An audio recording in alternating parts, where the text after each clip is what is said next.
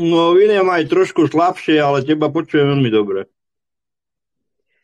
Tak príjemný dobrý večer z telegramovej skupiny Iniciatíva proti nespravodlivosti.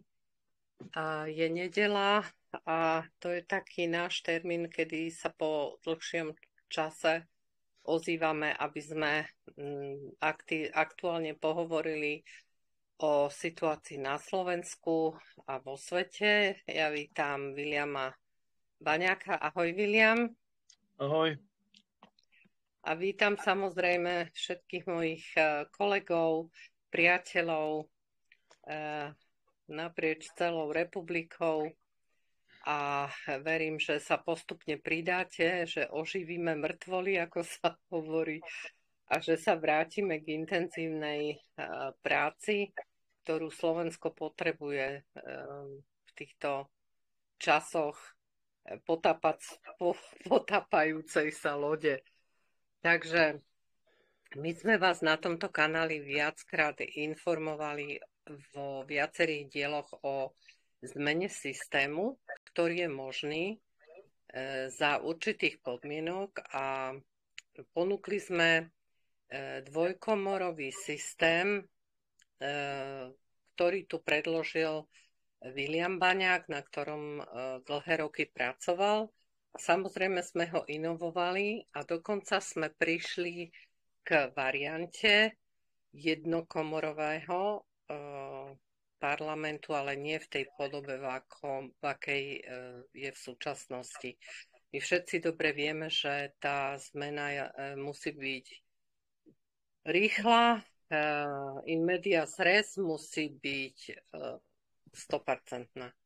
Nemôžeme sa spoľahnúť na len čiastkové nejaké zmeny a úpravy. My jednoducho musíme zobrať veľkú metlu a poriadne pozametať. Je tak, Jozef? Myslím, že áno, nič iné nám nezostáva. No, ako to vidíš ty, tú celospoločenskú situáciu? Ako to vidím ja? Ak by som to povedal, že dostáva sa spoločnosť do toho štádia, že vlastne nie je cesta ďalej. To rozdelenie spoločnosti je obrovské a keď nenastane nejaká zmena znútra, tak nastane zmena zvonka. A zmena zvonka znamená vojna. Takže mali by sme popracovať na tej zmene znútra a to si myslím, že je len pomal sa taká tá mravenčia práca, pomaly tých ľudí dostávať tam, kde by mali byť, alebo lepšie povedané, aby začala taká spoločenská vzájomnosť. Aby sme si tak začali vzájomne pomáhať a nebola tá kapitalistická nevraživosť dosť koho čo najviac vybúchať. Lebo to je začiatok konca. Také nezdravé.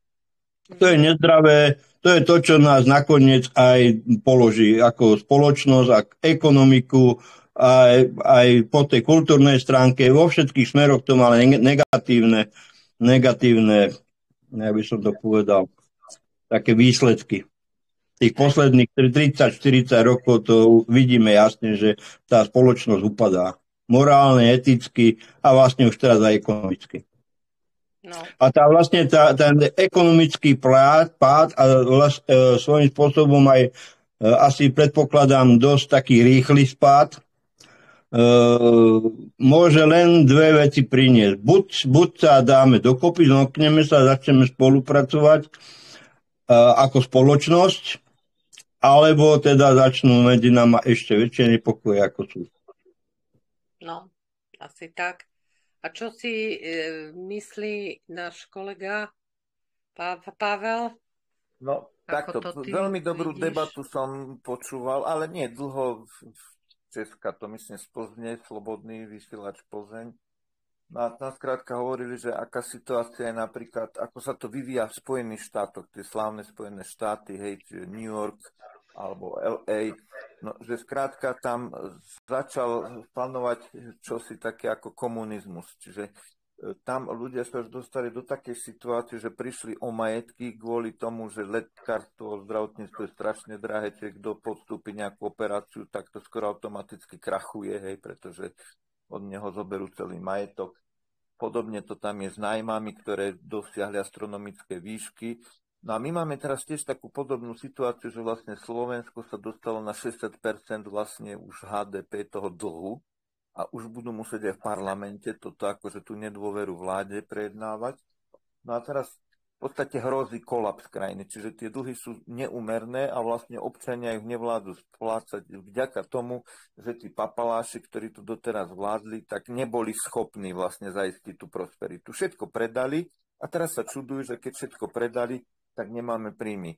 My napríklad máme z celej Európskej únie najväčšie odvody, čo sa týka dividend, čiže my vlastne dávame peniaze niekde na západ. Čiže všetkým tým Peugeotom, Kiam, Volkswagenom, Land Roverom a neviem akým tým firmám, Samsungom a neviem ešte komu.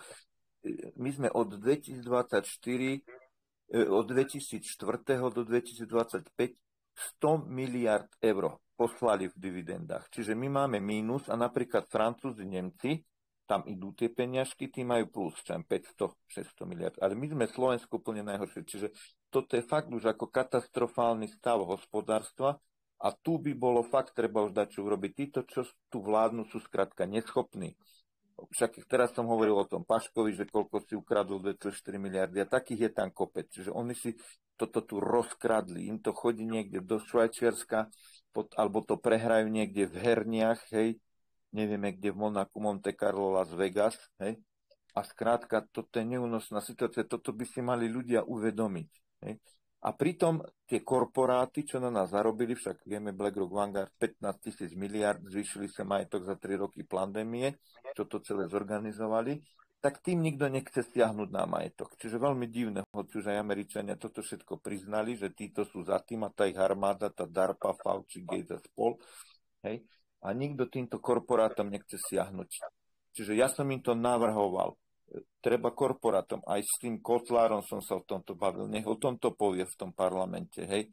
Že teda to je ešte také posledné riešenie, ktoré sa dá, že tento náš dlh, vlastne tých 75 miliard, v podstate by mali tie korporáty zaplatiť, lebo oni na našom nešťastí zarobili. A to vlastne nešťastie oni spôsobili, ten COVID a celé toto, čo sa dialo, aj tú vojnu na Ukrajine. Hej?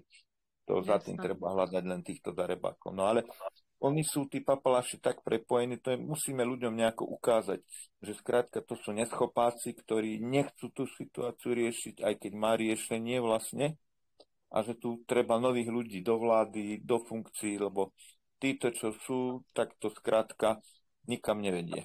0 bodov, No, nič. my musíme presne, ako sme urobili svojho času, pamätáš sa, Pavel, postavili tieňovú vládu, Tak. Keď Čaputová nebola k Máni, hej, a nevyhlasovala, tak my sme boli 3 dní dopredu skôr pripravení, ale my musíme vedieť, čo budeme, aké kroky ďalej realizovať, lebo odborníkov máme, ľudí vieme dať dokopy. My potrebujeme tú silu moci, ako William stále nám tu vysvetľuje, aby sme uchopili a spolu s odborármi ten bank ich rozbili. Tak. No, takže skôr než dám Williamovi slovo, ešte sa spýtam teda Evičky, ako ty to vidíš. Nech žena povie, nie len sami muži. Viete, to je celé také naivné. Hej. Oni nie sú neschopáci, tí, čo sú vo vláde.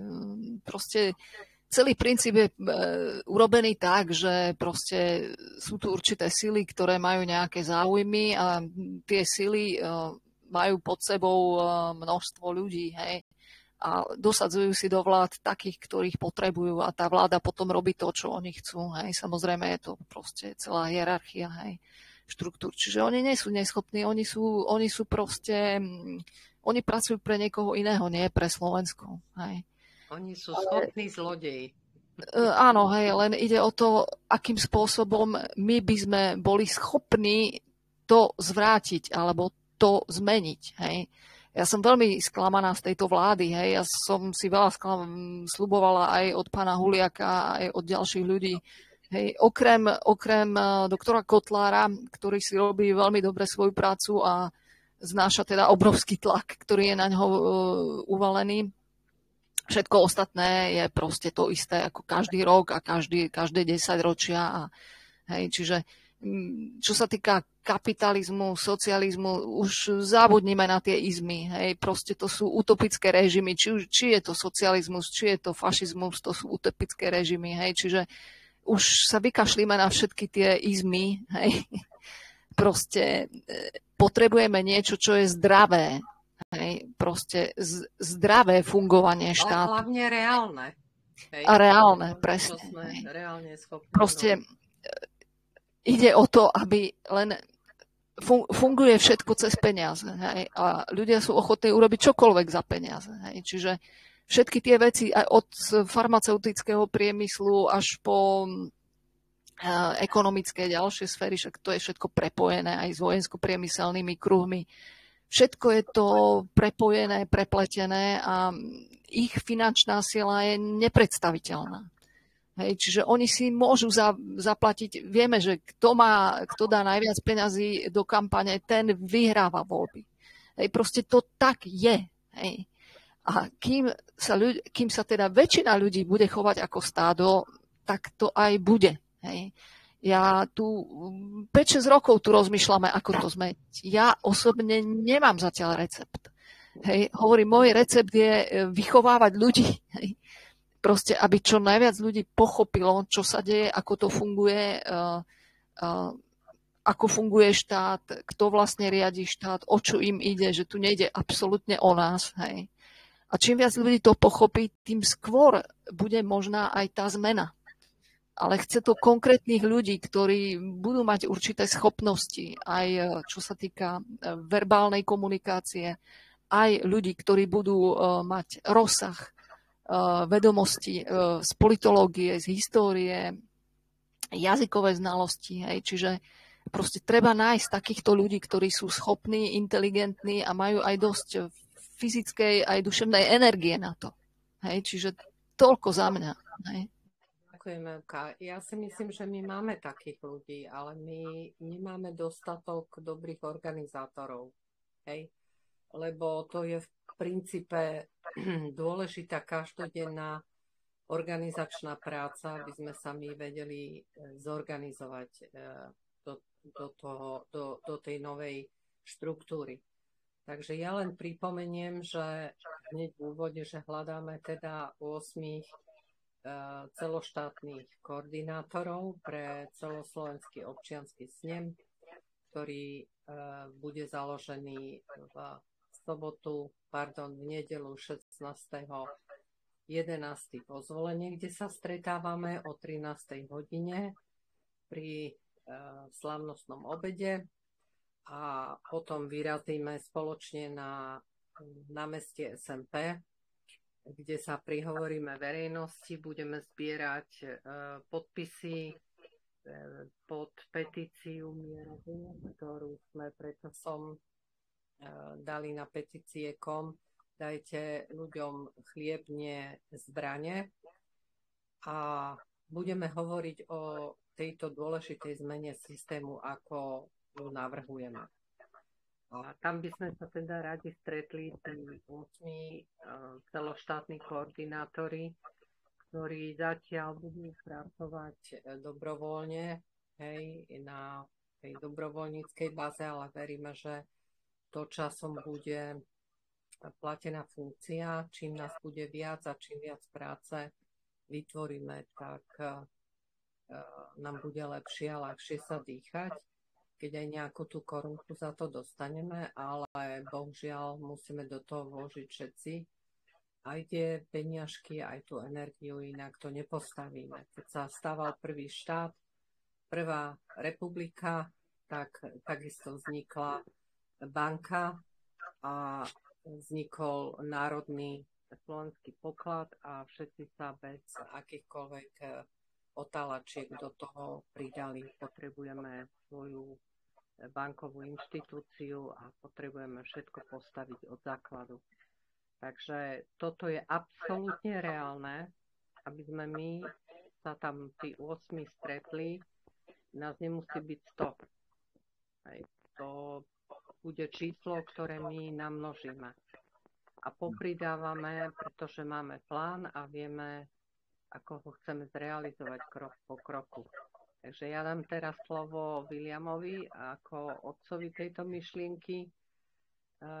Veľa sme sa zaoberali s tým, či to má byť ľudový snem, taký snem, neviem aký, ale William to mal jasné od začiatku, pred 15 rokov, tak ako to začal. Prešli sme veľa debatami, ako to zlepšiť, ako to zmeniť a ako upraviť terminológiu na tú, ktorú príjme väčšina ľudí v tomto štáte. Hej. Pretože my vieme dobre, že sme SROčka, že sa musí principiálne zmeniť systém a že všetko je protiprávne a protiústavné. Takže potrebujeme založiť nové Slovensko ako štát alebo zoskupenie, aké si určíme. A ten štát musí niekto riadiť. Takže my začneme tým, že vytvoríme toho pavúka celoštátneho, tých koordinátorov a to bude vlastne nový orgán v štáte. Je to tak, William? Je to tak. Takže odovzdávam ti slovo a poprosím ťa, aby si zopakoval našim poslucháčom, hlavne tým, ktorí tu dnes nie sú a budú to počúvať online, aby pochopili veľmi stručne a jednoducho tú základnú myšlienku toho, čo navrhujeme. Dvojkomorový systém a potom by sme si povedali tú možnosť toho jednokomorového, ktorý je vlastne na úrovni priamej demokracie, na ktorú hovoríme, že ešte nemáme. Ale človek nikdy nevie. Pozrite, ako sa Európska únia trhá, ako postupne jednotlivé štáty odmietajú poslušnosť a chcú vystúpiť z Európskej únie, pretože do takejto EÚ sme nevstupovali do vojenskej konfederácie. Takže ako to je, William? No tak ešte raz dobrý večer. Ja som si vás vypočul. A pani Evka v podstate ma zaujala tým, že 5 až 6 rokov sa o niečo snažia, ale aj my sa tu snažíme, dalo by sa povedať od roku 2013, kde v roku 2013 som bojoval za priamu demokraciu, kde pán Rázga organizoval protest 17.11.2013 v Bratislave a na druhý deň bol založený v Bratislave Bratislavský snem. Oni v podstate bojovali za tú priamu demokraciu niekoľko, asi 2 alebo 3 roky. A to si predstavte, v tom čase v roku 2014, od 2013-2014 boli protesty aj na Ukrajine, najmä Kieve, kde v podstate vznikla tá oranžová revolúcia, kde zvrhli Janukoviča. V podstate Janukovič bol prezident Ukrajiny, ktorý zastupoval záujmy Ruskej federácie. No a my sme... William, ja sa zastavím na chvíľočku. William, no? Vypol sa ti obraz, tak sa pozri, kde máš tlačítko kameru a ťukni na to, aby sme ťa aj videli. A skúsi dať hlasnejšie zvuk. William. Hej, počujem. No, my ťa nevidíme, my ťa počujeme, ale nevidíme, tak ťukni na kameru. Niečo máš s kamerou. Ale kamera je zapnutá.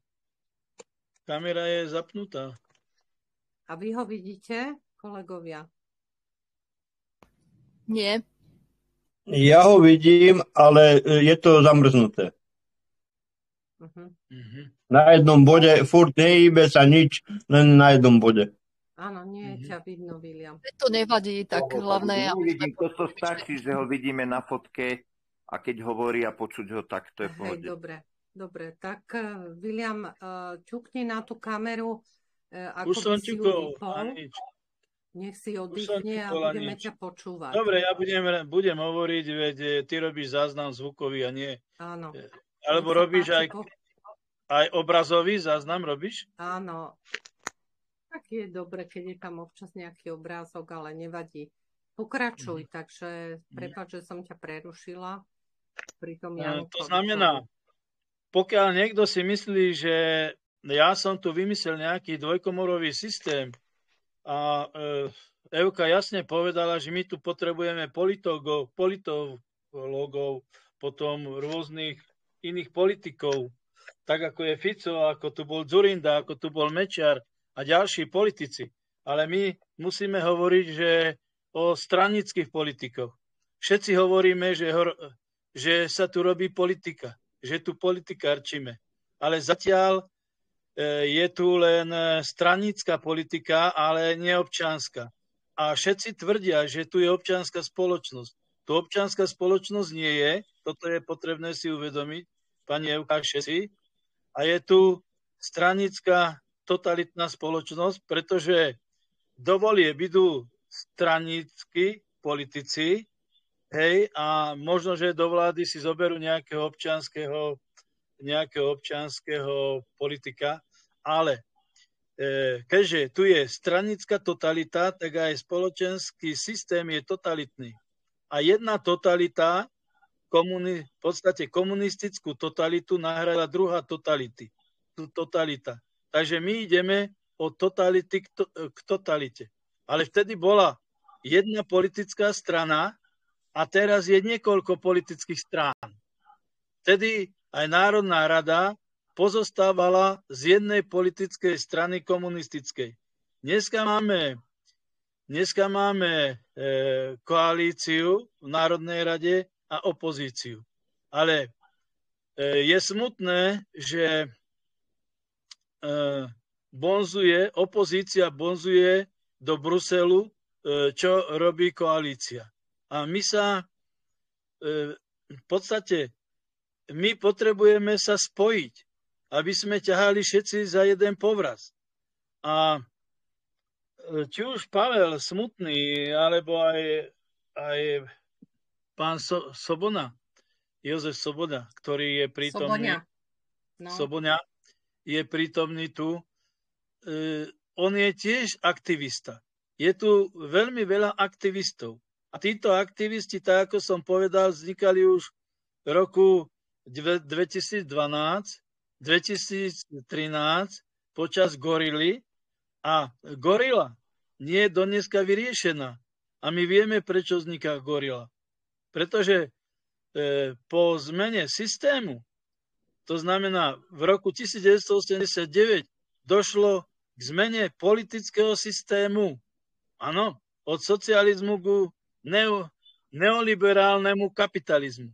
Totižto aj poslanci Národnej rady, a to už sú, dalo by sa povedať, to už sú politici, stranickí politici, dalo by sa povedať, by mali byť na vysokej úrovni. Hej? Alebo taký Chmelár, alebo taký Stanek, alebo ďalší politológovia, ekonómovia, analytici a tak ďalej. A v televízii vy ste nepočuli o tom, že my sme prešli v roku 1989 zo socialistického systému do neoliberálneho, stranického, nespravodlivého, totalitného kapitalistického systému. Túto definíciu vyjadrujem len ja. Ale je to tak. A my vieme v súčasnej dobe, že máme vojnu na Ukrajine, prebieha vojna Izrael-Palestína a od roku 1945 tu už bolo niekoľko lokálnych vojen, áno, a v súčasnej dobe my riešime, aby tu nevznikla tretia jadrová svetová vojna. A prečo? No pretože hovoríme o kapitalizme. A kapitalizmus, dalo by sa povedať, už nevie riešiť krízu. Nevie riešiť krízu kapitalizmu. A práve preto je potrebná zmena politického systému.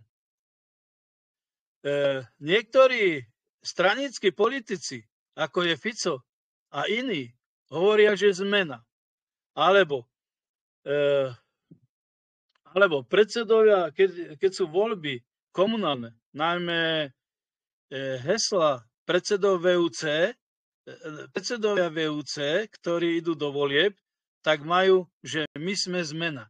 No akáže zmena? V súčasnej dobe Zoroslav Kolár hovorí, že on je zmena. Ale čože to je za zmena, keď on je oligarcha a je v médiách, najmä na sociálnych sieťach čítame, že Zoroslav Kolár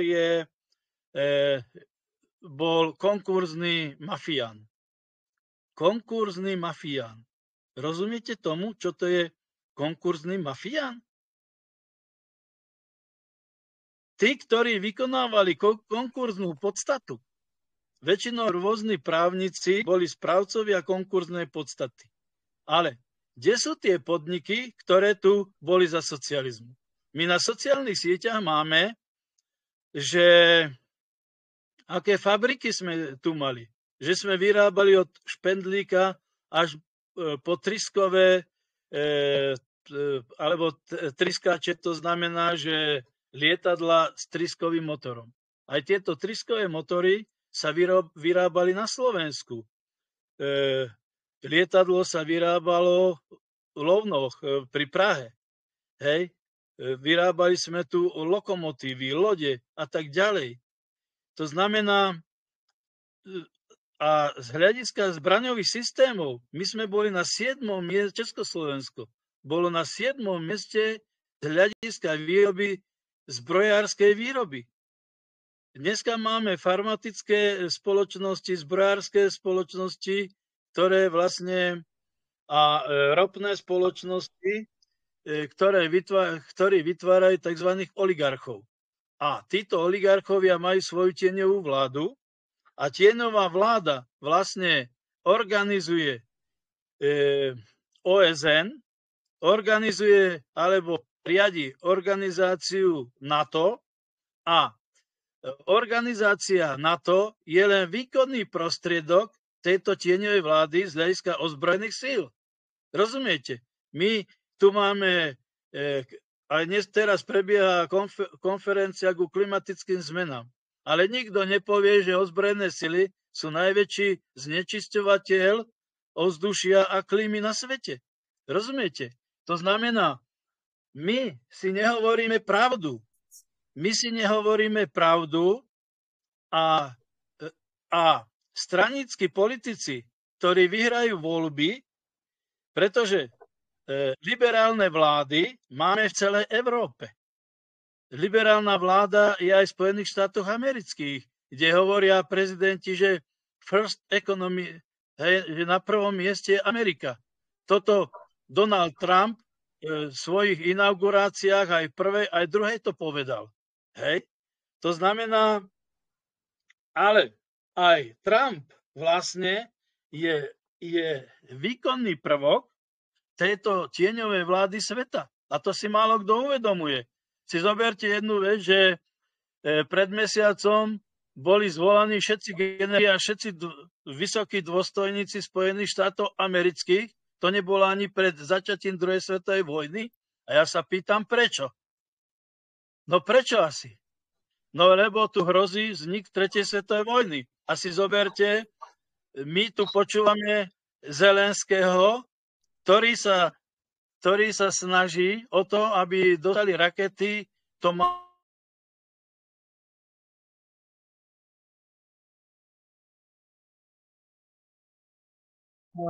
William, teraz sme ťa strátili aj so zvukom, takže asi by bolo lepšie, keby si sa vypol celkovo a znova zapol, lebo niečo sa tu deje.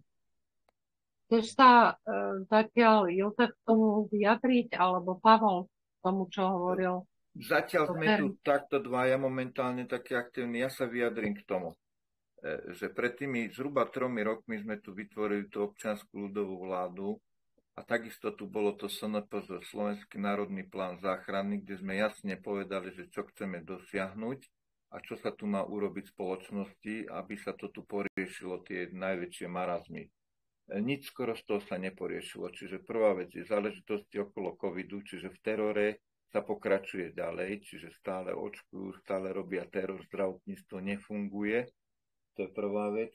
Druhá vec je, že vojna, ktorá sa tu začala, tak my sa do nej aktívne vlastne zapájame tým, že na jednej strane prehlasujú títo činovníci, že teda nič, že my tej Ukrajine nepomáhame, na druhej tam je minister Kaliňák, ktorý je súčasne minister obrany a súčasne je majiteľom zbrojárskych firiem. Čiže obrovský konflikt záujmov.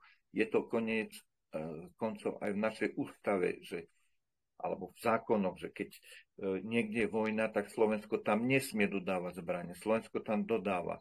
No, plus spôsobili vlastne ekonomický kolaps, čiže nás zase len zadlžili a tie ich všelijaké reformy nevedú nikde. To je reformy, ktoré siahajú na majetky, na tú biednú životnú úroveň tým najchudobnejším. Čiže oni nekonsolidujú boháčov, konsolidujú len chudákov. Čiže máme dosť dôvodov na to, vlastne keď je teraz ten stav, že ten národný dlh prerastol tých 60% toho národného HDP, čiže mali by odvolať vládu. No. Čiže my môžeme ponúknuť alternatívu, čiže zase tam môžu byť odborníci, ktorí sú neskorumpovaní, pretože tí politici stranickí skrátka vládnuť nemôžu. Nemôžu vládnuť ani títo, čo sú teraz tzv. Sociálni, lebo nie sú sociálni a sú skorumpovaní. Čiže tam žiadna normálna tvár sa nedostala. Cez voľby, tie voľby sú nedemokratické, pretože ľuďom sú predstrkovaní tie najväčší darebáci na tie veľké hlavy na billboardoch, to je prvá vec. A nemôžu vládnuť ani tí progresívci, tí liberáli, lebo tí sú zase v rukách iných korupčníkov z Európskej únie, čiže takisto tých zase cudzích korporátov. Čiže máme na jednej strane našich dlhoročne skorumpovaných, ktorí vieme, že sú a chceli národovi, a na druhej strane sú tí druhí, ktorí by chceli vládnuť a ktorí vieme, že tiež niektorí sú už ako Sulík a spol, hej, že vieme, ako boli skorumpovaní, no a druhí sú takí, čo sú v rukách cudzích korporátov a podplatení tými mimovládkami, neziskovkami, čo v rukách Soroša kadekoho do západu.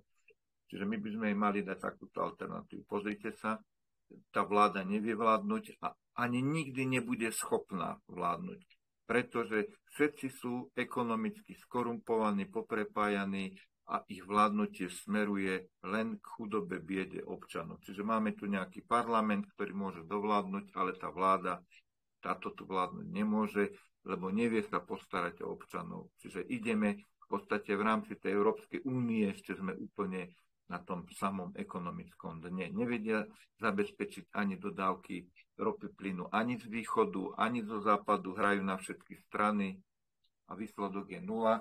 Čiže tu by sme mali nejako ponúknuť národu alternatívu. A nemôže to byť zase prezidentská vláda, lebo tam Pellegrini by si menoval svojich darebákov, čiže to nemôže fungovať. Čiže systém sa ukázal ako neefektívny a kolabujúci. Čiže ten systém vlastne, čo je tu, kolabuje. Vyslovene kolabuje. Čiže nech si to uvedomia, keď si to nechcú uvedomiť, tak my im to ukážeme. Pozrite sa, skolabovali ste, zadlžili ste Slovensko, všetko ste predali a vlastne výsledok je nula.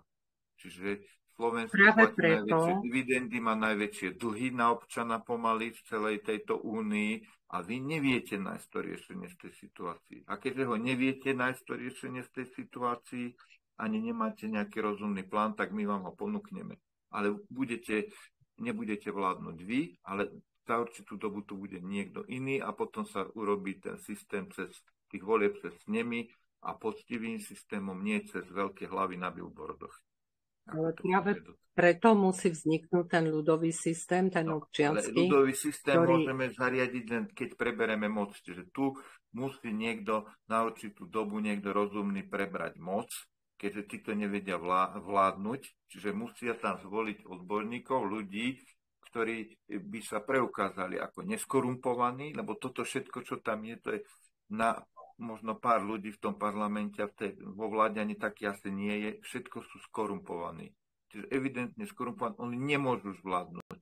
ukázali, že nevedia a takisto nevedia ani tí lavicovi, ani tí pravicovi, skrátka nikto z nich, lebo sú to veľké hlavy z billboardov, za ktorými sú oligarchovia, papaláši a korupčné väzby. Nemôžu zvládnuť. Koniec.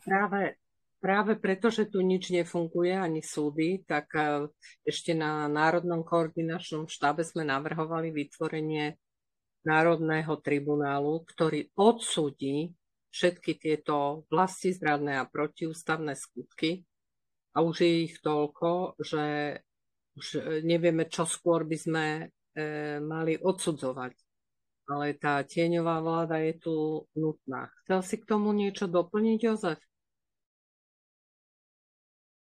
No ja by som tak nadviazal aj na teba, aj na Pavla, čo bolo povedané, že ty si teraz povedala, že súdy, prokuratúra sú nefunkčné. No práve, že sú funkčné. Bohužiaľ proti nám. Až moc funkčné. Oni veľmi dobre vedia, čo robia. A potom my by sme vlastne, ja si myslím, že, a bolo to povedané, aj Paolo to spomínal, že my by sme mali sa sústrediť na ten finančný kolaps alebo na ten krach štátu, lebo dokiaľ budú v štáte peniaze, ktoré kým štát bude môcť vyplácať policajtov, bude môcť vyplácať súdy, bude môcť vyplácať prokurátorov, bude môcť vyplácať armádu a všetky tieto úradnícke zložky v štáte, oni budú s nimi do poslednej chvíli spolupracovať. Ani jeden z nich sa nepostaví vlastne proti chlebodárcovi. Aj keď oni si v skutočnosti neuvedomujú, že ten jediný chlebodárca je pre nich pracujúci ľud a nie vláda. Ale to musí nastať vlastne ten ekonomický kolaps štátu, aby oni nemali finančné zdroje, aby oni, títo ľudia, nemali výplaty. Až vtedy budú ochotní sa pridať na našu stranu. Čiže pokiaľ Fico sa strašne obáva, on to všade aj zdôrazňuje na každej tlačovke, že prečo si ľudia myslia, že nastáva bankrot štátu. No bodaj by nastal, čím skôr to bude, tým lepšie pre nás. Bohužiaľ, je to tvrdé vyjadrenia, toto je tvrdé vyjadrenie, ale najlepšie sa vždycky odráža od dna. A pokiaľ tento štát bude mať také nejaké finančné zdroje, tak Západ a naša vlastná oligarchia vždycky budú mať záujem na tom rabovať. Pokiaľ toto nebude, tak oni dajú ruky od toho preč, lebo na čo? Však už není čo. Štát je v krachu, peňažky sa není, parlament nebude rozdávať. Keď si to zoberieme z druhej strany, že dneska funguje nejaká trhá ekonomika, je čistý blud. Všetko, čo tu funguje v tomto štáte ako tak, je postavené na štátnom rozpočte. To sú peniaze zo štátneho rozpočtu. Nič iné tu nefunguje trhovo, nič. Či sú to stavebné firmy, či sú to všetky obchodné aktivity, všetko mesta, obce, každá jedna inštitúcia, všetko ide zo štátneho rozpočtu, čiže z daňových poplatníkov. Alebo teda už ani nie z daňových poplatníkov, ale z daňových dlžníkov, lebo už štát je tak zadlžnený, že my sme už nie daňoví poplatníci, my sme už daňoví dlžníci aj za ten štát. Takže dokiaľ nepríde ten kolaps a dokiaľ nepreberú moc alebo nezískajú moc do rúk ľudia, ktorí vytvárajú tie hodnoty v tom štáte, dotiaľ tu nebude poriadok, lebo zatiaľ tu v rukách majú moc ľudia, ktorí len rozhadzujú ťažko zarobené peniaze druhých ľudí. Dobre, ja by som povedal, teraz budem čítať, našiel som na internete, keď máte chvíľku na to čas, tak poviem tak, že čo bolo za komunizmu a čo ľudia stratili. A tomuto sa treba venovať, lebo píšu tu, dopravná služba na vidieku je preč, dedinské obchody sú preč, zdravotné strediská sú preč, zubári sú preč, veľa železničných tratí je preč, československé banky sú preč, československý priemysel je preč, zlatý poklad je preč, istoty práce, a to poznáme, všetko je preč. Takže tým, ktorí toto všetko budovali a dneska to budujú, vlastne zarábajú vlastnými rukami a zdvíhajú ten štátny rozpočet alebo držia ho tak nad vodou, týmto treba slúbiť.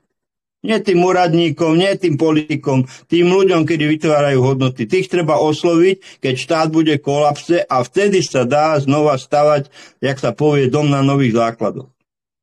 Dobre, ďakujem, Jozef, a vrátim slovo Williamovi. Už máme aj tvoj obraz teraz dobrý, tak som rada, že si sa reštartoval. Nech sa páči.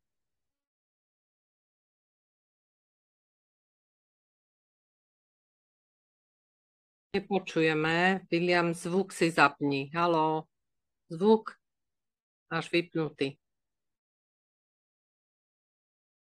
Takže ešte raz a zapni si zvuk. Je ťa vidieť, nie je ťa počuť. No, teraz to povedz. Teraz, dobre? A daj si to na maximum. No, už je to na maximum. Dobre, tak môžeš hovoriť. Podám, či je to na maximum. Je to na maxime. Pokračuj. Chcel som...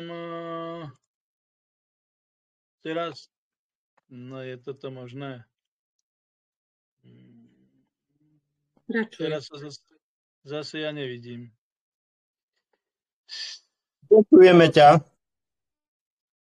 Chcel by som poďakovať Jozefovi Soboňovi, pretože všetko hovorí z praxe. A povedal, že je potrebné, dalo by sa povedať, vziať do spolupráce zamestnancov a zamestnávateľov. A je potrebné si uvedomiť, že zamestnancov a zamestnávateľov zastupuje k štátu a verejnej správe partneri tripartity. A partneri tripartity sú k vláde. Áno, ako je napríklad ZMOS, AZZ a odborové hnutie. Lenže my z Dagmar sme sa rozhodli, ktorá bola tento týždeň vozvolené za mnou, kde sme povedali, že budeme organizovať založenie celoslovenského občianskeho snemu ako nový orgán v štáte. A je potrebné si osvojiť tento termín celoslovenský občiansky snem, pomočka pán občan tam bude, s tým, že chceme ísť do spolupráce s týmito partnermi tripartity. Ja už som s nimi naviazal kontakty v minulosti, ale teraz ich chcem obnoviť. Samozrejme, že títo nesúhlasili s rozpočtom na rok 2026, s tretím koordinačným balíkom nesúhlasili a písomne to dali vláde. Aj napriek tomu vláda a Národná rada Slovenskej republiky odsúhlasila tento tretí konsolidačný balík a odsúhlasila aj rozpočet na rok 2026. To znamená, my ako celoslovenský občiansky snem chceme zakladať občianske snemy, ale k tomu potrebujeme tých 8 koordinátorov za kraje, pretože taký Zoroslav Kolár, keď sa dostane k moci, tak chce VUC zrušiť.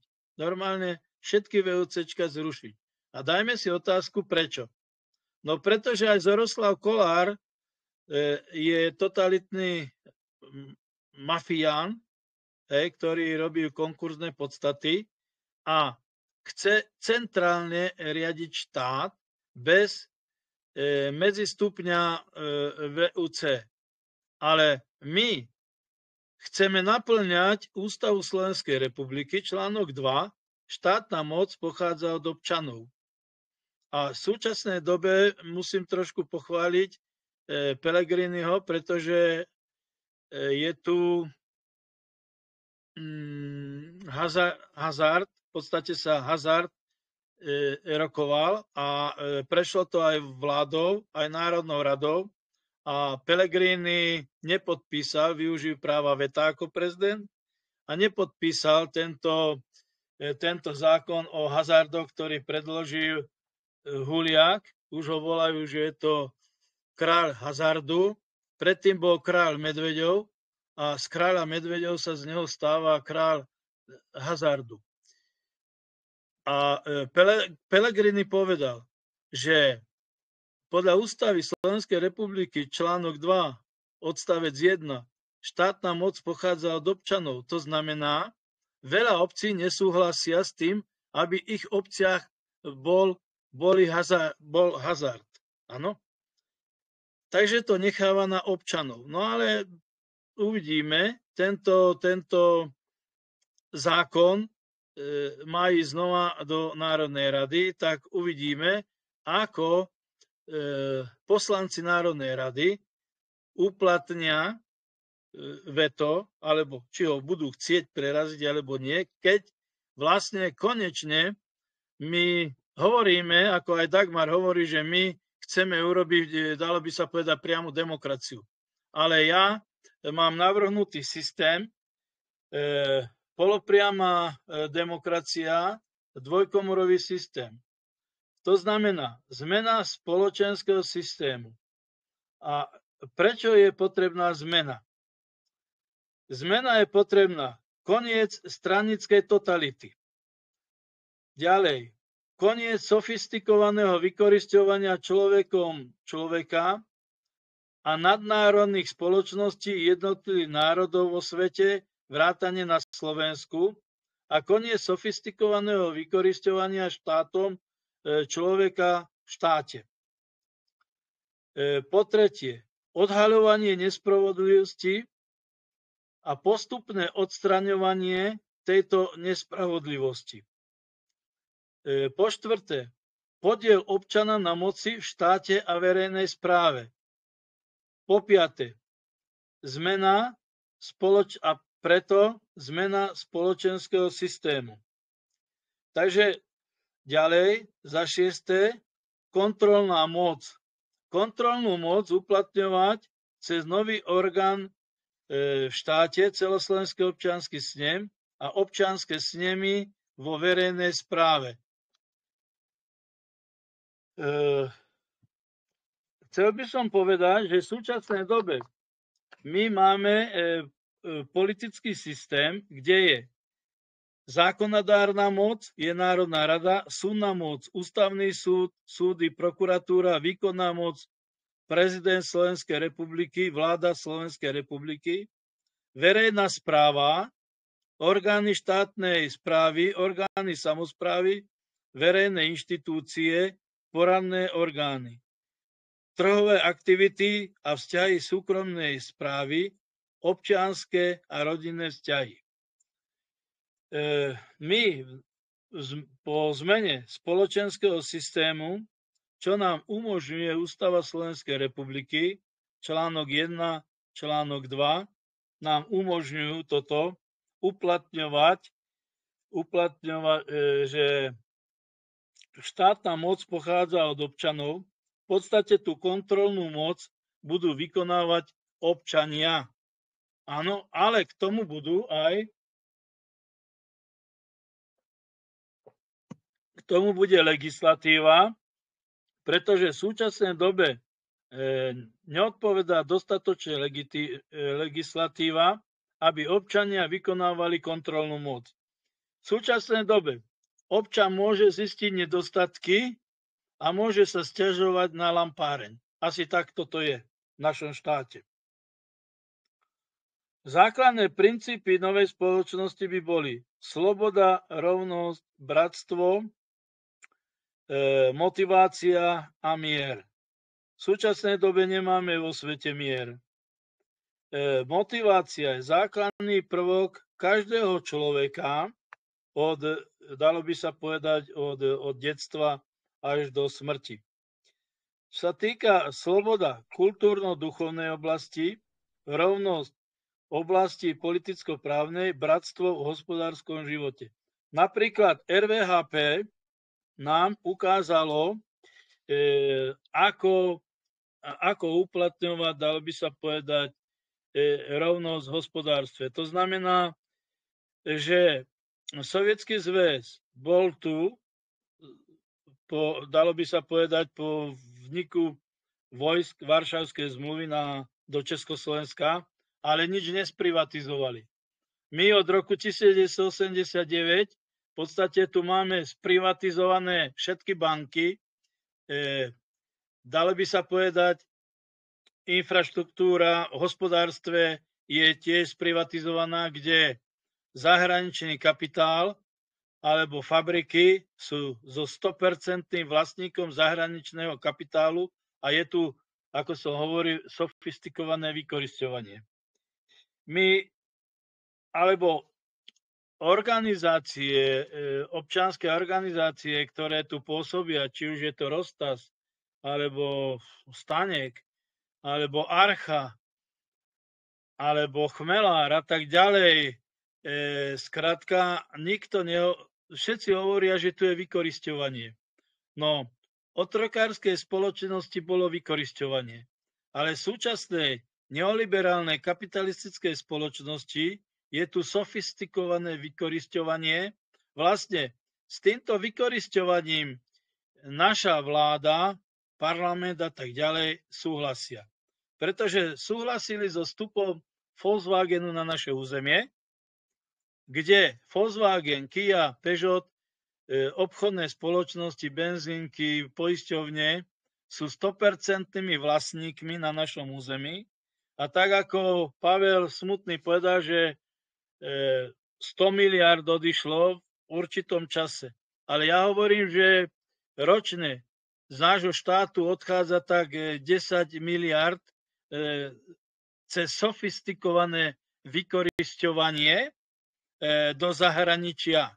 To znamená, napríklad v Číne, keď vstúpi zahraničný kapitál do Číny, tak Číňania sú z 51% spolumajitelia automaticky v Číne. Nie 100%. Napríklad my budujeme teraz automobilové závody pri Košiciach Volvo. Ale aj tam zahraničná firma bude mať 100% kapitál. Rozumiete? My nebudeme vlastníci. Land Rover sem vstúpil, my sme dali do toho 800 miliónov investíciu na infraštruktúru, máme tam zamestnancov, dali sme im pôdu, dali sme im ľudí a my sme nuloví majitelia aj Land Rovery, ktorý tu zabezpečil Fico. A Evka povedala, akých to máme politikov. No, hlupákov máme. Ale Evka povedala, my tu potrebujeme inteligentov. My tu potrebujeme múdrych ľudí. A ja sa ju pýtam, akí sú to. Hej, oni sú inteligenti, oni sú múdri, ale nie sú vlastnenci. A na druhej strane sú analfabeti z hľadiska ekonomických procesov a makroekonomiky. Rozumiete? A profesor Stanek, on bol poradca vo vláde aj Mečiarovi, aj Dzurindovi, aj Ficovi, ja neviem komu, hej, a rozdáva tu rozumy od rána do večera. A ja sa pýtam, aké rozumy rozdával Mečiarovi, Dzurindovi, tak ďalej. Mečiar tu robil malú privatizáciu, Dzurinda rozpredal tu najväčšiu ekonomiku štátu, zlaté vajcia odozdal zahraničnému kapitálu. Vrátane SPP. Keď išlo najviacej plynu cez naše územie, tak ho predal Rothschildovým bankám. Rozumiete? To znamená, jedna nemecká firma ho privatizovala, jedna francúzska. Ale za tým boli Rothschildové peniaze. To znamená, vlastne na nás všetkých je dnes spáchaná nespravodlivosť, najmä sofistikované vykorisťovanie nadnárodným kapitálom obyvateľov, občanov na Slovensku. A potom jasné, že tu máme dlh 70 miliard, v podstate sme prekročili 60% HDP, kde vláda bude bojovať o to, či uspeje ďalej alebo nie. Takže je tu vlastne tzv. My ideme na dlhovú ekonomiku. Pretože Nemecká republika, to si predstavte, ona má 112% dlh. Francúzi majú cez 120%. Spojené štáty americké za chvíľu nebudú vláda splácať dlh. Hej? A teraz ja sa vás všetkých pýtam, keď nad tým premýšľate, komu vlastne tieto štáty dlžia? Komu dlžia? Čo toto je za svet? My za socializmu vlastne sme mali prebytok a nám dlžili. Nie, že Československo niekomu dlžilo. Nie, Československo nedlžilo. Štáty iné dlžili Československu. Takže musíme si tieto veci ujasniť a my navrhujeme vlastne zmenu spoločenského systému, kde bude nová občianska spoločnosť pre každého človeka miery s podielom na moci občana, tripartity, občianskeho tretieho sektora. Skutočná evolučná historická zmena spoločenského systému v štáte a verejnej správe.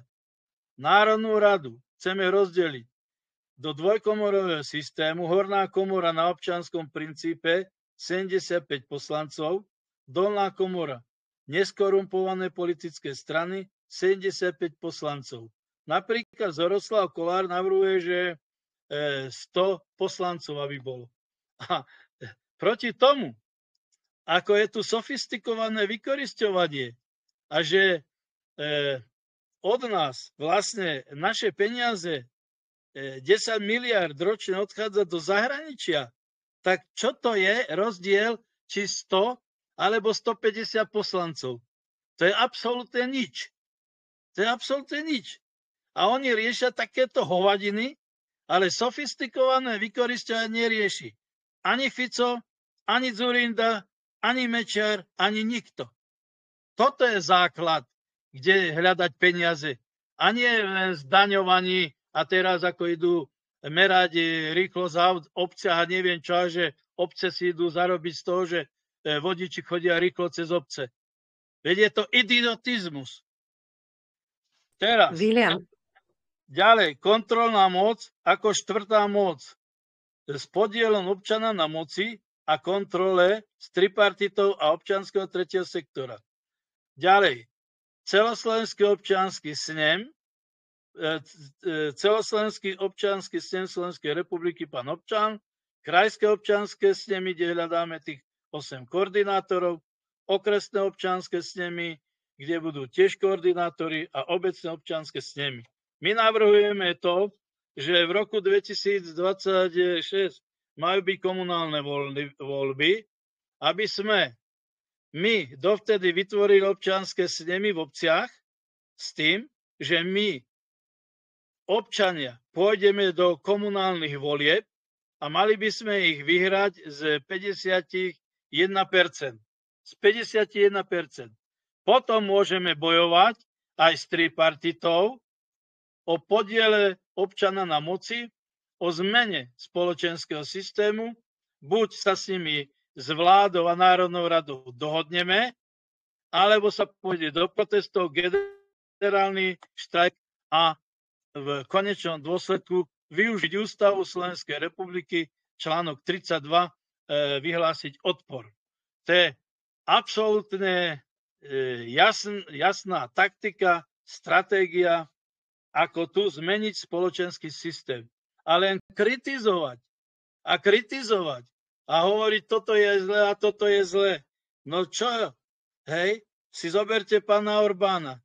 Tak bol teraz Spojených štátov amerických a vyrokoval, že aby áno, nebude pod sankciami Maďarsko a bude môcť odoberať ropu a plyn z Ruskej federácie a že vraj aj ďalší štát. No ale ten ďalší štát je Slovensko.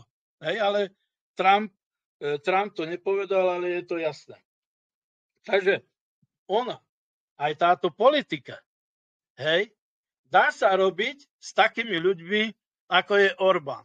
Ale Orbán, čo povie doma, Tak to povie aj Bruseli a to povedal aj Amerike. A nie je posratý až za uši. Rozumiete? A takýchto ľudí my potrebujeme dostať do politiky. Ale nie do strannej politiky, ale bude tu občianska politika. A občianskych politikov musí byť viacej ako straníckych. Pretože 75 poslancov hornej, občianskych poslancov v Národnej rade, 75 stranických politikov dolnej, ale celoslovenský občiansky snem bude združovať partnerov tripartity, jednotu dôchodcov a občiansky tretí sektor. Áno, a z toho sa vytvorí celoslovenský občiansky snem.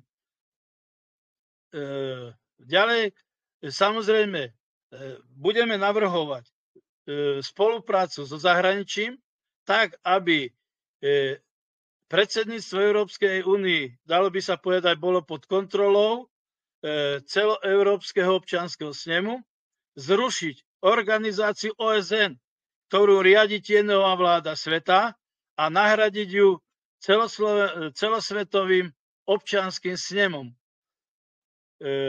Ďalej, Ukrajinu dať do správy Ruskej federácie.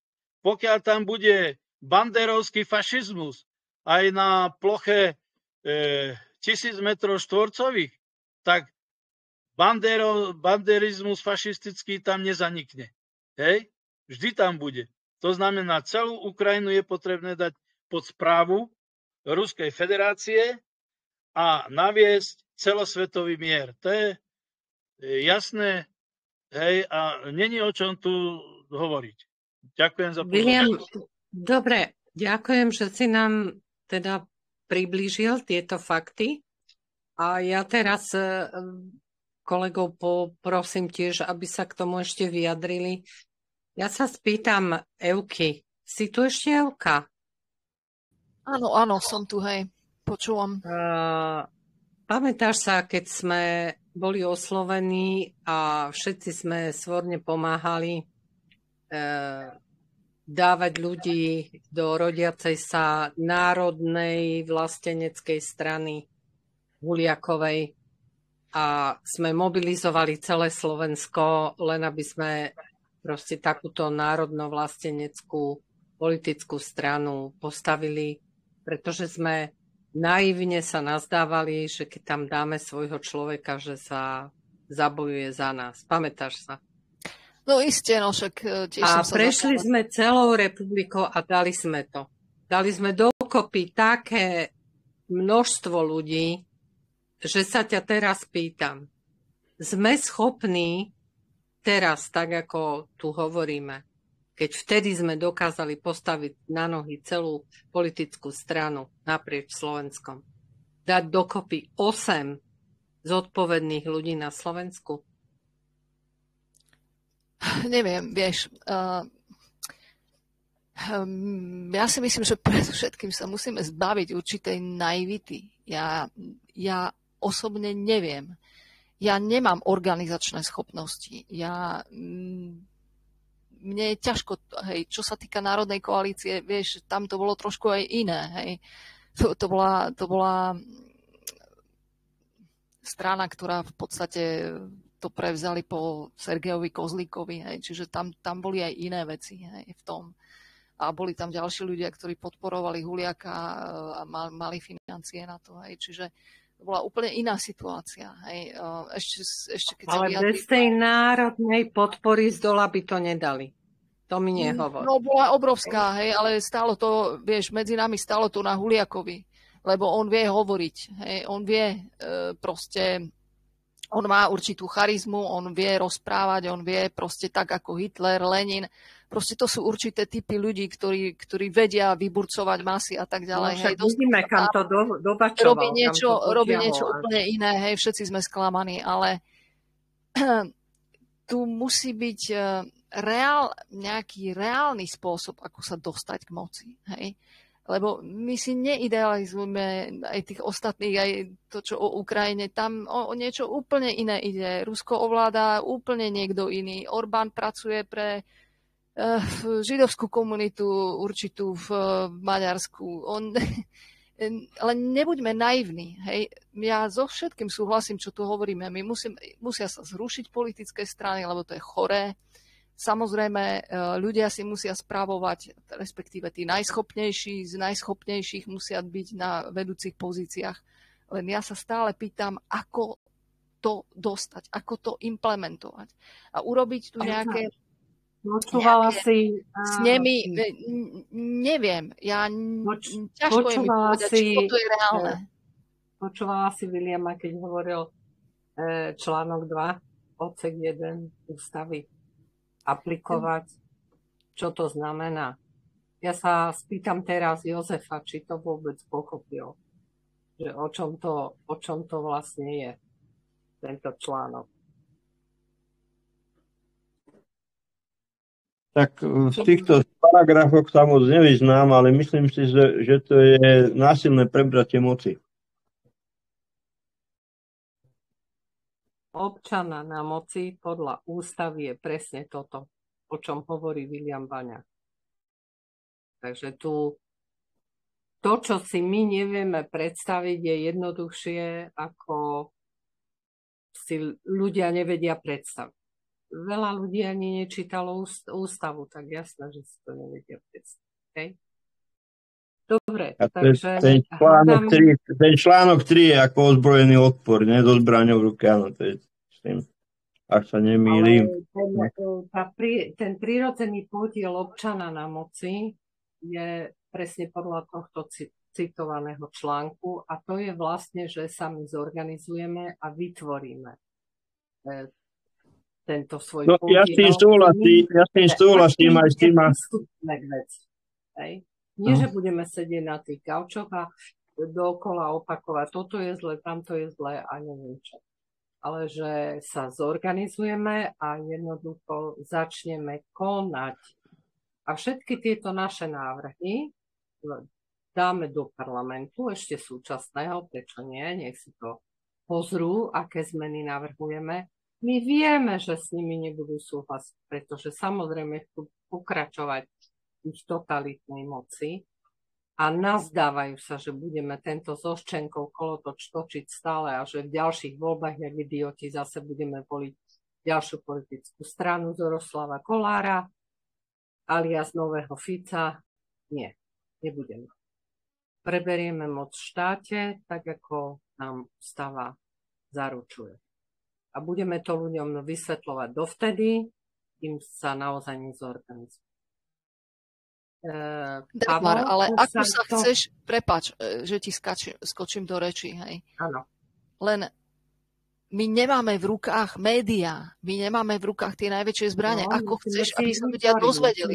Som za to, aby bola tieňová vláda, som za to, aby boli komisie, som za to, aby sme nejakým spôsobom konečne podporili doktora Kotlára nezávislou komisiou.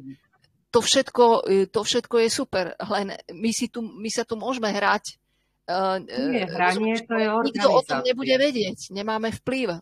To je organizačná práca podľa konkrétnych článkov ústavy, ktorú nevykonávame, ale nechávame konať totalitné politické strany, ktoré nás vycúciavajú. Takže dokedy?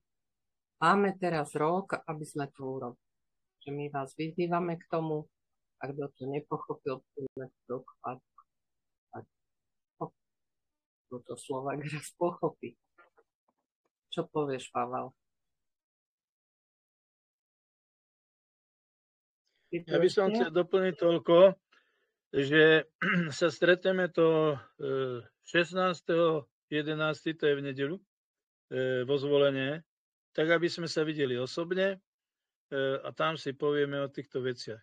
Samozrejme, kto s týmto nesúhlasí, nemusí s nami pokračovať. Budeme hľadať ďalej ďalších ľudí, pretože my nepotrebujeme brzdy.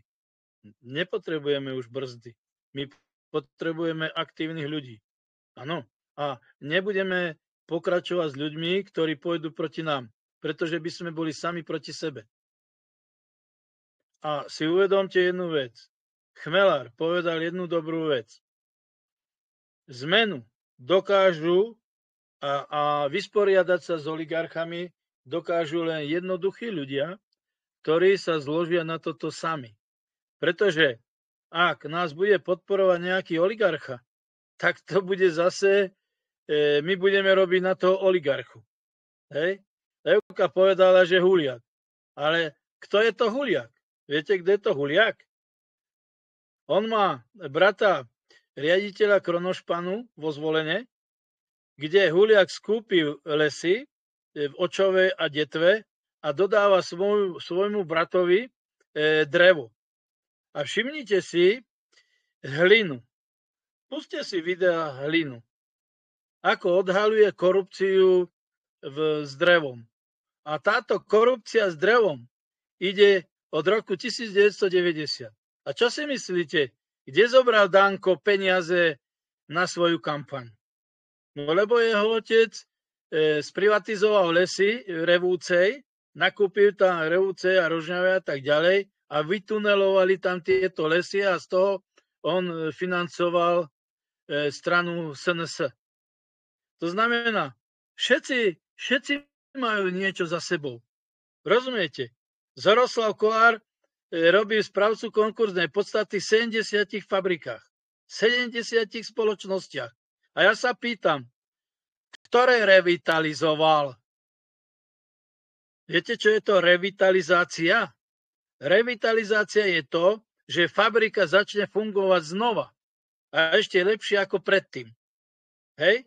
Svoj podiel Zetore Brno, pretože aj tam bol správca konkurznej podstaty, kde som bol na brigáde, 2 či 3 týždne 2 týždne som bol tam na brigáde ešte zo strednej školy, takže som si prešiel veľkú časť fabriky. Viem, čo to je Zetor Brno.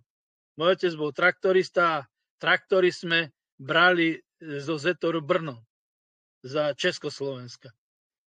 A bola to jedna z najväčších fabrík v rámci Československa.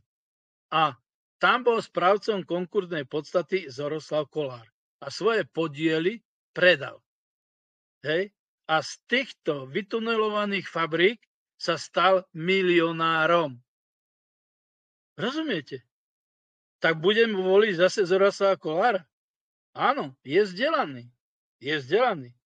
Pozrite si jeho videá. Klinček bije po hlavičke. V každom videu. V každom videu. Ale pre koho bude zase robiť? No a takto to ide s týmito oligarchami a on nebojuje za občiansku spoločnosť. Nebojuje. To bude druhý Babiš. Hej? Babiš teraz v súčasnej dobe vyhrá voľby. Ale využíva štátne dotácie alebo aj eurofondy na vlastné obohacovanie. Vedie na neho trestné stíhanie. Vidíte to? Bol premiérom Babiš, aj tak kradol. Rozumiete? Kradol. A prečo sa tu kradne? No lebo tu nie je občianska kontrola. A ja sa vás pýtam všetkých, ako pracujú kontrolóri v obciach. A keď budú občianske snemy v obci, tak aj poslanci obcí, aj kontrolóri budú vschádzať z občianskych snemov. A občiansky snem bude držať kontrolórový chrbát. Dneska kontrolórovi nedrží chrbát nikto. No nikto. Starosta obce alebo primátor obce ani nemá riadiť kontrolóra. Ale kto ho riadi? No starosta alebo primátor. A korupciu primátor vykonáva s kontrolórom. Alebo starosta obce. Si myslíte, že ten kontrolór nevie o tom, čo robí ten starosta alebo primátor, ale keď na neho dá trestné oznámenie alebo podá oznámenie o kradnutí alebo korupcii, tak starosta a primátor obce kontrolór povie, nemusíš prísť zajtra do práce. Tu nefunguje kontrolný systém. A kde nie je kontrola, tak tam je korupcia. Tak preto my zavádzame do nového systému kontrolu. Áno? Kontrolu. To znamená, máme zákonodárnu moc, súdnu moc, výkonnú moc dneska. A málo ktorí občania sa s týmto aj zaoberajú. Ani nevedia politický systém. A niektorí poslanci Národnej rady si nevedia ani dať do tej hlavičky, čo to je vlastne v súčasnej dobe politický systém. No čo je v súčasnej dobe politický systém?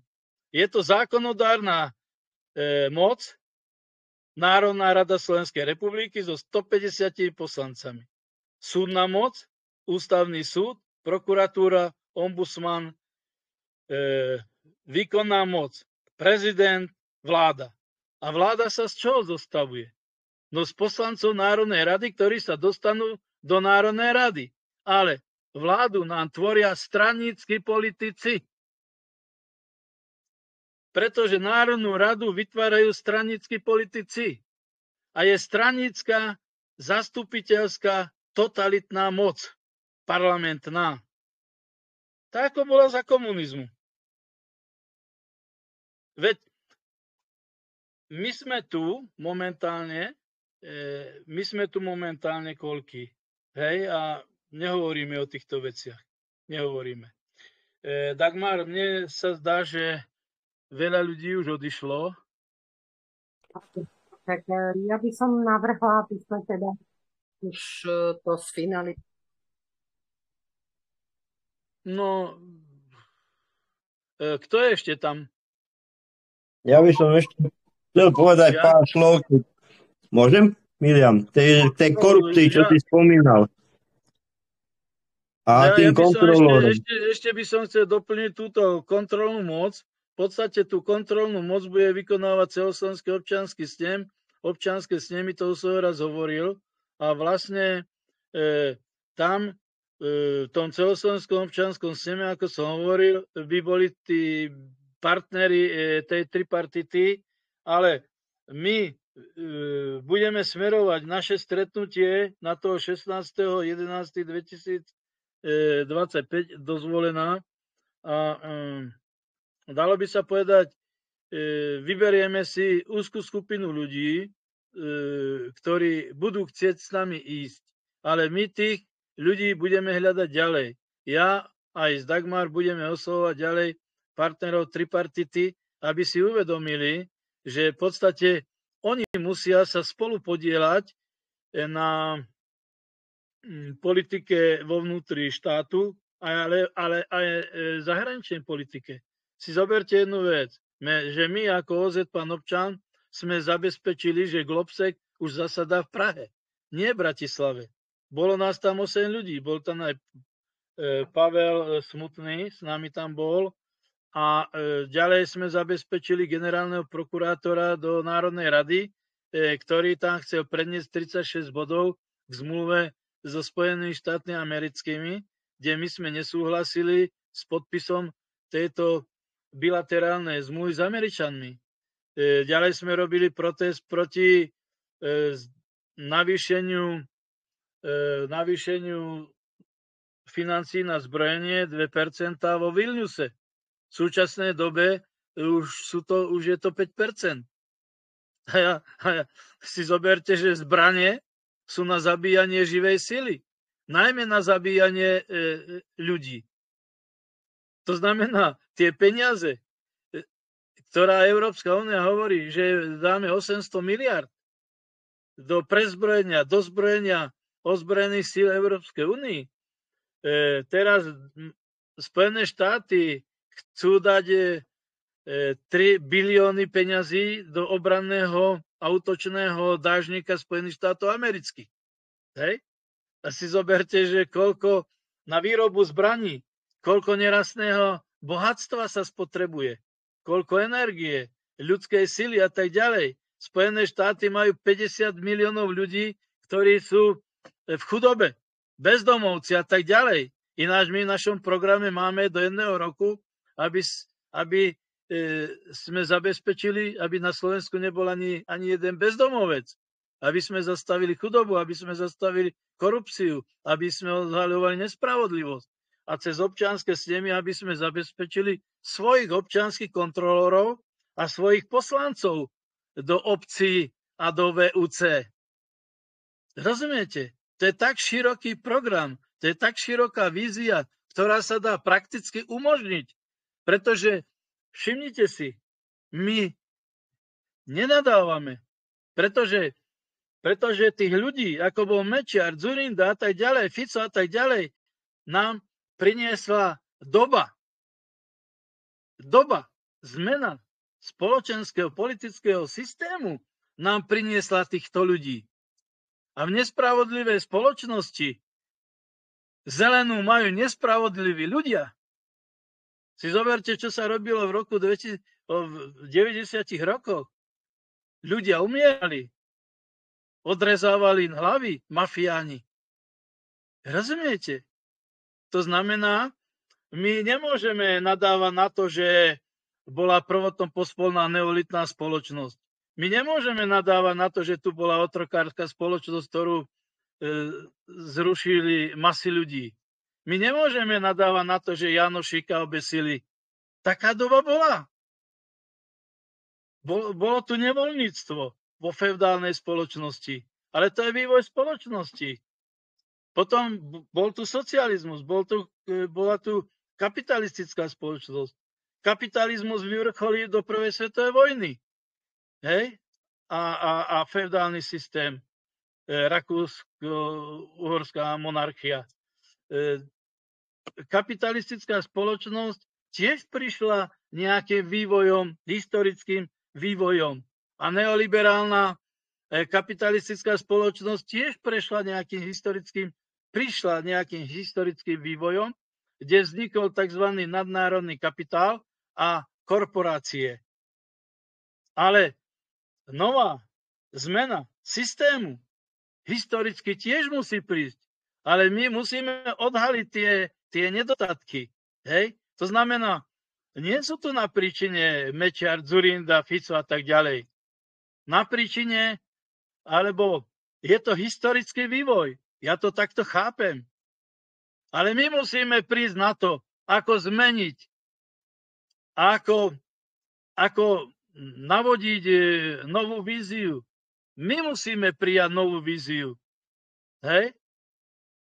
Sloboda, rovnosť a bratstvo vzniklo vo veľkej francúzskej revolúcii 1789 a Macron aj pri prvej aj druhej inaugurácii, keď nastupoval do funkcie, tak hovoril o slobode, rovnosť a bratstvo.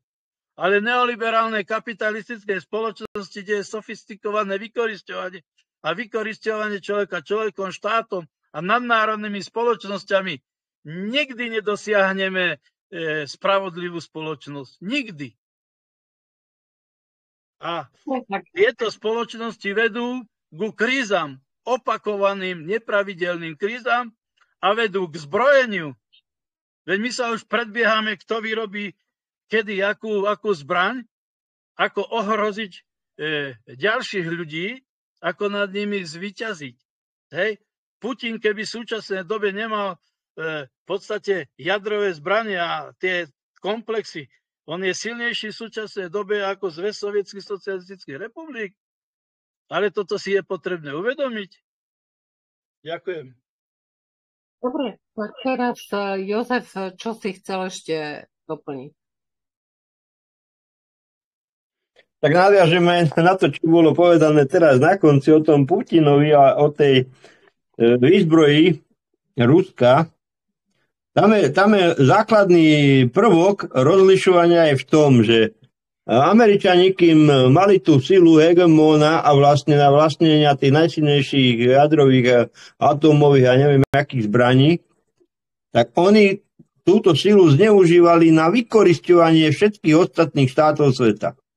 Na rozdiel od Ruska, ktoré túto silu, aspoň zatiaľ sa mi to tak javí, oni ho využívajú na zrovnoprávnenie všetkých štátov sveta.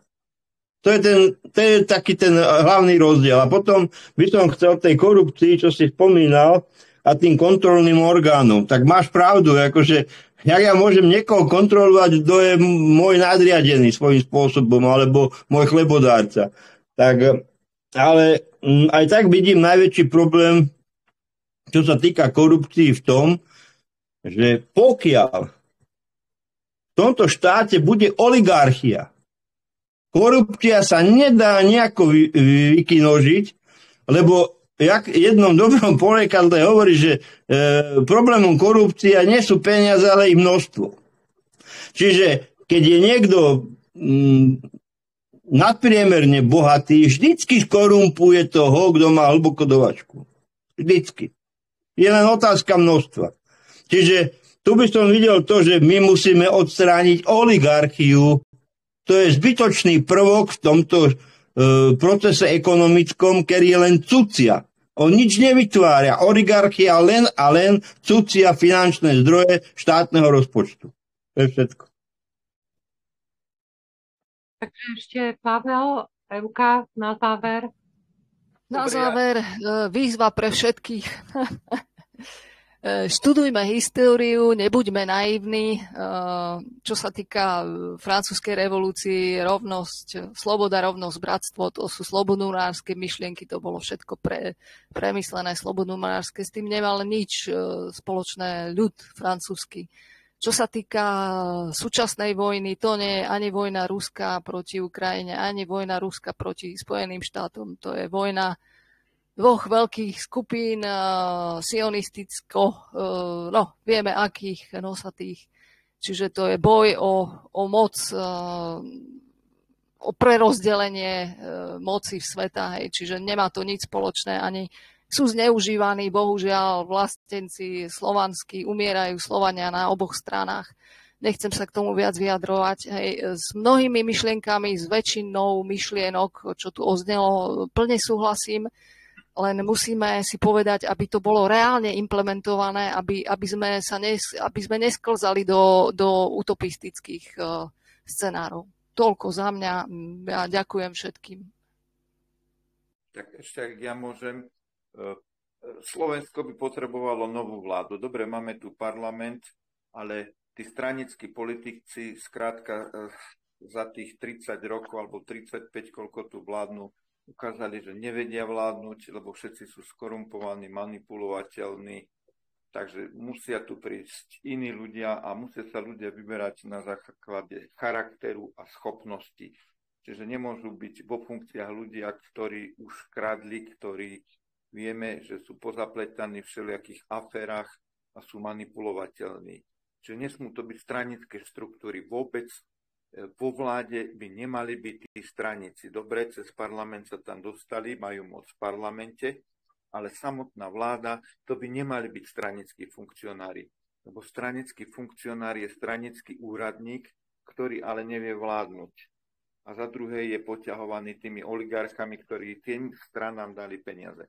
Čiže týmto súčasne vyzývam vlastne vládu Fica k veľkej rekonštrukcii, nakoľko vlastne dotiahli Slovensko v podstate už ku krachu. Ľudia nie sú schopní platiť to, do čoho nás dostali, čiže ako nás zadlžili, viete, okolo 17 000 eur na občana a tento dlh stále narastie. Čiže všetci stranickí politici, to je jedno, praví, ľaví, rozpredali tento štát, rozpredali banky, obchody, podniky, energosiete, všetko. Navyše sem dovliekli zase len cudzí kapitál, ktorý len hrabe, čiže my z neho nemáme nič, žiadne percentá, to všetko zisky idú von. Takže oni tú cestu von nevedia už ponúknuť. Musia si to uvedomiť, že vlastne ich cesta nie je cesta. To je cesta pre pár ľudí, ktorí potom nahrabu a zmiznú niekde do zahraničia, ale nie je to cesta pre Slovákov, Slovenky, pre tento národ. Čiže my ukážeme inú cestu, čiže budú vládnuť ľudia schopní. Čiže najprv musia uvoľniť nejaké miesta v tej vláde schopným ľuďom. Tam nemôžu byť šéfovia strán, pretože šéfovia strán sú len úradníci, sú ľudia, ktorí sú cez tie dotácie, ktoré strany dostávajú cez tých oligarchov skorumpovaní. Oni nemôžu vládnuť, sú poťahovaní za guľky, tak ako to onehdy Kňažko povedal, že všetci sa tam ťahajú navzájom za guľky. Takže títo, neviem ako ženy sa ťahajú, ale podobné, čo si to tam je. Čiže títo vládnuť skrátka nemôžu, čiže my ponúkame ľudí do tej vlády, aby tam boli normálni ľudia a potom musí sa aj celý systém demokracie zrekonštruovať, pretože nemôže byť taká jednoduchá demokracia, že ľudia volia veľké hlavy z billboardov. Tam to musí byť na základe nejakých testov, na základe posudkov, že všetci dostanú priestor v médiách a v tých miestnych a potom môžu byť ľudia volení. A nie, že len, ja som toho videl na plagáte alebo v telke tam v tom seriáli, tak ho zvolím, lebo je mi taký sympatický do tvári. Čiže tento systém sa ukázal ako nefunkčný. Čiže s týmto systémom sa musíme rozlúčiť. Takže toto by mohla byť cesta. Najprv. A preto sa musí zmeniť. Pavel, musíš povedať, že sa musí zmeniť. Hej? Jasne, tento systém nefunguje. Teraz mi povedz, ty povedal slovo rozlúčiť. Ako sa s ním chceš rozlúčiť? Ešte poviem. Tu všetci hovoria, že demokracia a trhový systém. Nie, trh nefunguje. Trh je ako poker. Kto má väčší balíček, ten vyhráva. Kto má viac peniazy. Čiže tam tie veľké skupiny, tí finančníci, tie korporáty majú také finančné balíčky, že oni s tými akciami so všetkým tam manipulujú a skrátka oni zarábajú a chudáci chudobnejú. Čiže veľké banky bohatnú, malé krachujú a podobne. A takisto u podnikov. Čiže toto je systém, ktorý sa ukázal je nefunkčný, treba budovať iný systém. Hej. Musí to byť aj riadené hospodárstvo, lebo trhový systém nie je riadený. Vidíme, že ako išla Čína dopredu, tam už v nemocniciach robia roboty a majú všetko perfektne zabezpečené. Keď tam ľudia prídu, tak ako nechcem ti povedať, že ten čínsky systém je vhodný, ale vidíme, že ten jednoduchý trhový systém nefunguje a treba s týmto čosi urobiť a čím skôr, tým lepšie. Hej, tak asi to. Môžem len jednu vetu. Ten systém funguje a veľmi dobre, ale nie pre nás. Len si treba uvedomiť, že také firmy ako BlackRock, ktoré majú HDP väčšie ako Čína, proste to je obrovská sila. Hej. Čiže čelíme voči takej obrovskej sile. A ešte chcem aj do budúcna povedať, už neopakujme dookola, čo nechceme, lebo dobre vieme všetci, čo nechceme, dobre vieme, že to nefunguje. Čiže skôr sa zamerajme na to, čo chceme a ako to chceme. Hej, tak za mňa a ďakujem všetkým. Pani Evka, ja som dneska povedal jasne, čo chceme. Hej, my sa nevieme zjednotiť ani na to, že chceme 8 koordinátorov krajov. Áno, a chceme okresných koordinátorov a v obciach koordinátorov. A chceme, aby ste prišli 16.11.2025 dozvolená na 15. hodinu. I keď Dagmar povedala, že tí, ktorí chcú obed, ale musí nás byť 10 aspoň, sú ochotní v jednej reštaurácii nám pripraviť obed na 13. hodinu. Dagmar, si tam? No, som tu a ďakujem všetkým, ktorí sa zúčastnili dnešnej debaty. Takže ešte raz 16.11. stretneme vo Zvolenie. Budeme vďační, keď sa prihlásite ešte do tej stredy, prípadne aj na ten obed. Ak nie, tak by sme sa videli priamo na námestí SMP pri Valaške.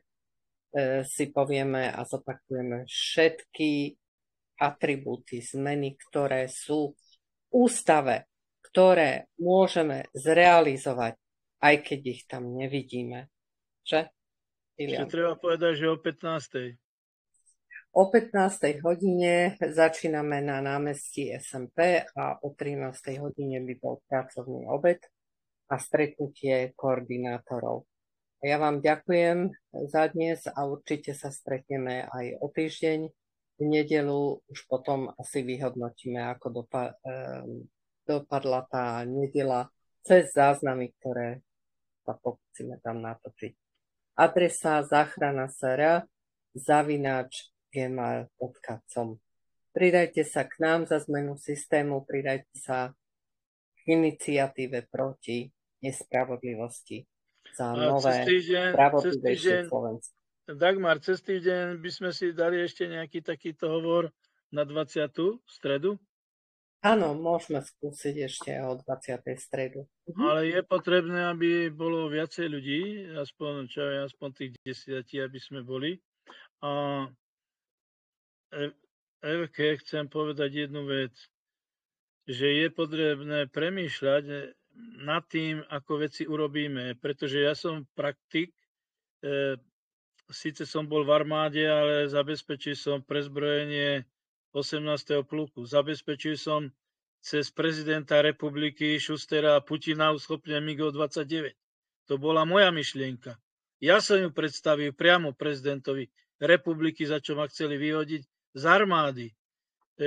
Tiež som z hľadiska ako podnikateľ som sprostredkoval veci, či už PPS, Detva Holding a iných firmách, spoločnostiach. Mám kontakty, dalo by sa povedať, aj do Ruskej federácie, či už na ropu, na plyn a tak ďalej, čo treba len uskutočniť. Máme memorandum podpísaný v roku 2021 v Sankt Peterburgu. A keby nebola špeciálna operácia, tak dneska by sme už dodávali sem ropu a plyn cez našu spoločnosť. To znamená, že nemyslíte si, že my sme len takí nejakí títo. A tiež sme, tak ako som hovoril, sme zabezpečili, že Globsek je dneska v Prahe, že sme zabezpečili generálneho prokurátora do Národnej rady. Sme robili protesty. A si zoberte, že Uhlerová robila teraz protest proti vláde a čo urobila? No nič neurobila. Bola proti 3. konsolidačnému balíku, proti rozpočtu na rok 2026 a uspela? No, neúspela. Si zoberte, že odbory v súčasnej dobe sú na úrovni 18., 19. a 20. storočia. Na takej úrovni sú odbory. Pretože nepremýšľajú nad tým, aby mali podiel na moci. Viete o tom, že odbory z MOZ a tak ďalej majú len poradný hlas pre vládu? O tomto sa nehovorí. Ani televízia, ani médiá, ani ľudia o tom nehovoria, že odbory musia bojovať o podiel na moci. Hej? Málo kto chápe, čo je to podiel na moci. Takže je potrebné pracovať, je potrebné preberať nové myšlienky a my dávame víziu, ako ísť na to. Ďakujem. Takže ešte raz tešíme sa na vás vo zvolenie 16.11. Registrujte sa na záchrana.sr@gmail.com. Krásny večer. Ďakujeme, že ste boli s nami. Ďakujem, dobrú noc.